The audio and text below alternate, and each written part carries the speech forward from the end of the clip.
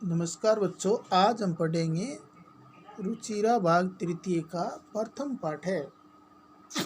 पाठ का नाम है सुभाषितानी। सुभाषितानी शब्द से ये सिद्ध हो रहा है कि इस शब्द का क्या अर्थ होगा या भावार्थ क्या होगा। सुभाषित शब्द सु प्लस भाषित, इन दो शब्दों के मेल से संपन्न होता है। सु का अर्थ सुंदर, मधुर तथा भाषित का अर्थ वचन है। इस तरह सुभाषित का अर्थ सुंदर और मधुर वचन है। प्रस्तुत पाठ में सूक्त मंजरी, नीति शतकम, मनुस्मृति, शिशुपालुवधम, पंचतंत्रम से रोचक और विचारपरक श्लोकों को संग्रहित किया गया है। अब पढ़ते हैं इस पाठ के मुख्य श्लोक। गुणा गुणगेषु गुणा भवन्ति। गुणा गुणगेषु, गुणगेषु गुणकारियों में गुणा भवन्ति, गुण हो जाते हैं। यानी गुण है वो गुणकारी व्यक्ति में गुण हो जाते हैं। ते वे निर्गुणम प्राप्य, और निर्गुण व्यक्ति के पास जाकर भवन्ति दोषा, दोष में परिवर्तित हो जाते हैं। जिस प्रकार सुस्वादु तोया प्रभवंती नदे, सुस्वादु तोया यानी स्वादिष्ट जल से प्रभवंती बहती है नदे, नदियाँ, यानी स्वादिष्ट जल से नदियाँ बहती है, लेकिन वो भी समुद्रम आशादय भवन्ते अपेया, समुद्रम आशादय समुद्र में मिलकर भवन्ते अपेया पीने योग्य नहीं रहती है। यानी गुणकारी गुण है, वो गुणकारी व्यक्ति के पास तो गुण है, लेकिन वो निर्गुण व्यक्ति के पास जाकर दोष में परिवर्तित हो जाता है। उसी प्रकार स्वादिष्ट नदियों का जो जल है वो समुद्र में मिलकर पीने योग्य नहीं रहता। अगला श्लोक देखते हैं। साहित्य संगीत कला विहीन, साहित्य संगीत और कला के बिना, साहित्य संगीत कला विहीन, यानी मनुष्य साहित्य संगीत और कला के बिना साक्षात पशु पूंछ विषाणहीन, साक्षात पशु बिल्कुल पशु के समान पूंछ विषाणहीन, यानी बिना पूंछ और सींग वाला हो जाता है। एकदम पशु के समान बिना सींग और पूंछ वाला हो जाता है। तृणमने खादनमपि जीवमाने तदभाग देहम परम पशु नामे। तृणम घास को ने खादनमपि, घास को नहीं खाकर जीवन यापन करते हैं, ये तदभाग देम परम पशु नाम, ये पशुओं का बहुत बड़ा भाग्य है।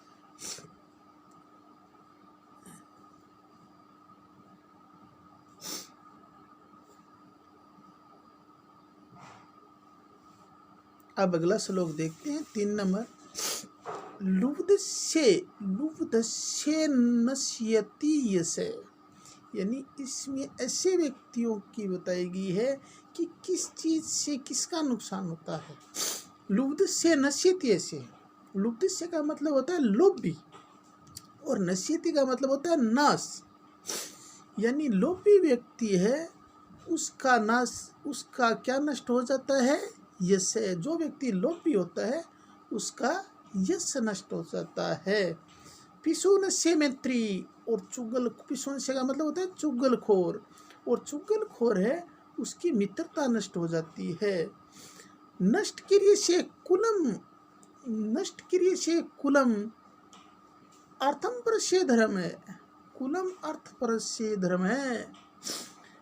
और नष्ट क्रिय से यानी कामचोर व्यक्ति है उसका कुल नष्ट हो जाता है। अर्थ परस्य धर्म है, और जो व्यक्ति स्वार्थी होता है उसका धर्म नष्ट हो जाता है। विदा फलम व्यसनीन कर्पण से सौख्य, विदा फलम व्यसनीन, और बुरी लत वाला होता है उसकी विद्या नष्ट हो जाती है। कर्पण से कंजूस की सौख्यम, और कंजूस है उसका सुख नष्ट हो जाता है। राज्य परमत सचिवस्य नराधिपस्य। अगर राज्य का परमत सचिवस्य, सचिव परमत का मतलब है आलसी, अगर राज्य का सचिव आलसी है, नराधिपस्य जिस राजा का सचिव आलसी है उसका राज्य नष्ट हो जाता है। अब देखो अगला श्लोक पढ़ते हैं। पीत्वा रसम तु कंटूकम मधुरम समानम। पीत्वा रसम, पीती है रस तो, कंटूकम कड़वा, मधुरम समानम, यानी मधुमक्खी है वो कड़वा और मीठा दोनों रसों को समान रूप से पीती है। माधुर्यम एवं जन्येम मधुमक्षी का सो, लेकिन वो मधुमक्खियाँ माधुर्यम क्या पैदा करती है? शहद, यानी कड़वा और मीठा दोनों रसों को समान रूप से पीकर ही और बहुत अमृत के समान मधुमक्खियाँ हैं वो शहद का निर्माण करती है।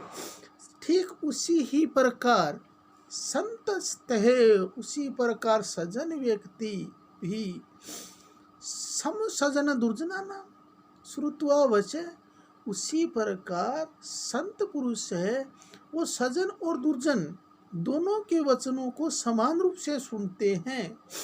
श्रुत्वा वच, समान रूप से वचन सुनते हैं। मधुर सुखतर संसर्जन्ति, और उससे ही मधुर सुक्तियों को की रचना करते हैं या मधुर सुक्तियों का निर्माण करते हैं। अगला श्लोक देखो। विहाय पौरुषम यो ही देव अवलंब्यते। विहाय, विहाय का मतलब होता है छोड़कर, पौरुश्रम परिश्रम को, यो ही जो व्यक्ति देव अवलंब्यते, यानी भाग्य का सहारा लेता है। मेहनत करना छोड़कर जो व्यक्ति भाग्य का सहारा लेता है, प्रसाद सिंहवत तस्य मूर्तिं तिष्ठति वायासे। प्रसाद सिंहवत, प्रसाद महल की चोटी पर सिंह के समान बैठकर तिष्ठन्ति मूर्ति वास्ता, कौवा बैठा हुआ दिखाई देता है। अगला श्लोक। पुष्पपत्र फल छाया, पुष्पपत्र फल छाया, मूल वलक दारू भी। पुष्प फूल, पत्ता पत्ते, फल छाया, मूल जड़, वल्क छिलके, दारू भी लकड़ियाँ, यानी पेड़ से क्या क्या प्राप्त होते हैं? फूल, फल, पत्ते, छाया, जड़, छिलका और लकड़ियाँ।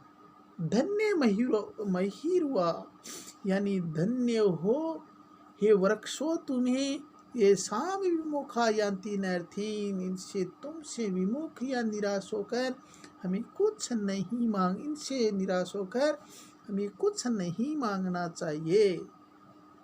अगला श्लोक। चिंतनीया ही विपदाम आदादेव प्रतिक्रिया। चिंतनीय व्यक्ति को चिंतनीय विचार करना चाहिए। ही विपदाम, विपदा के आधा देव आने से प्रतिक्रिया पहले ही, यानी व्यक्ति को विपदा के आने से पहले ही उस पर विचार करना चाहिए या चिंतन करना चाहिए। नैकूप खननम युक्ते प्रदीप्ते वहनी गरे। नैकूप खननम युक्तम, यानी घर में कुआं खोद, आग लगने पर घर में कुआं खोदने की तरह व्यक्ति को कभी नहीं करना चाहिए, क्योंकि जैसे कोई अगर विपदा आए उससे पहले ही उसका समाधान ढूंढना चाहिए। अब आगे देखते हैं पाठ के शब्दार्थ। अब जब आप पहले शब्दार्थ याद कर लोगे तो पाठ का भावार्थ बहुत अच्छी तरह से समझ में आएगा। जैसे ये शब्दार्थ है, गुणगेसु, गुणियों में, स्वादुतोया, स्वादिष्ट जल, प्रभवंती निकलती है, समुद्रमाशात समुद्र में मिलकर, भवंती अप्या पीने योग्य नहीं होती, विषाणहीन सींग के बिना, खादनमपि खाते हुए, जीव माने जिंदा रहता हुआ, पिसुन से चुगली खोर या चुगली करने वाले की, व्यसनीन बुरी लत वाले की, नराधिपस्य नर पलस अधिपस्य यानी राजा की, जन में मधुमक्खी का असो, ये मधुमक्खियां पैदा करती है या निर्माण करती है, संत तथा एव वैसे ही सजन सर्जंती निर्माण करते हैं, वैसा कौवे वक्ल पेड़ की छाल, दारू भी लकड़ियों द्वारा, महिरुआ वृक्ष, कूप खनन कुआ खोदना, वहीना अग्नि द्वारा। यानी आज के पाठ में आपको पाठ का भावार्थ और शब्दार्थ समझाया जाएगा। अगले वीडियो में आपको इस पाठ के सारे अभ्यास प्रश्न समझाए जाएंगे।